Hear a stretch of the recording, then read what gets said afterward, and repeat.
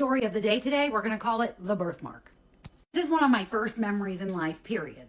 So I remember coming to out of a dissociative state. And I was 3 years old. I remember coming to and I was on the toilet at my grandparents' house. So I looked down and from whatever had just happened, I looked down and I seen this huge mark on my right upper inner thigh. I got on there and I tried to wipe it away. I take my little finger and I tried to move it. So it literally moved, whatever it was, the blood that's under there, whatever it was, it literally moved. You can see it in the picture I'm going to show you.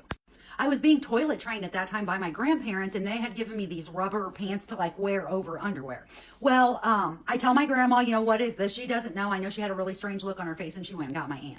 I remember sitting outside in a little 5-gallon bucket. We were farmers, a little 5-gallon bucket, and I filled up with water, and I was playing with those underwear on, those waterproof underwear on. And my grandma was telling my aunt what had happened. They were both looking at me, and I would not take those waterproof underwear off. I wouldn't take them off for nothing. They assumed that I had got the big mark here just because of those pants, but there was no way. But the point of this whole story is my entire life from 3 on, my mom convinced everybody to call it a birthmark. It was not a birthmark. I wasn't born with it. Somebody did it to me, literally. I remember coming to on the toilet. I remember the man's name, where we were at. I'm not going to say that because I'm not 100% sure on my memory. But I remember where we were. Something terrible happened before I got there. And now I have a scar on my leg to prove it for life. That doctors couldn't figure out. They thought it was a rash. They thought it was a port wine stain, all kinds of things. It's not. For my mom's manipulation, I mean, she literally got her entire family. Anytime anyone would ask about it, they would say birthmark, birthmark, even though it wasn't a birthmark. It just shows the kind of control and manipulation that she had.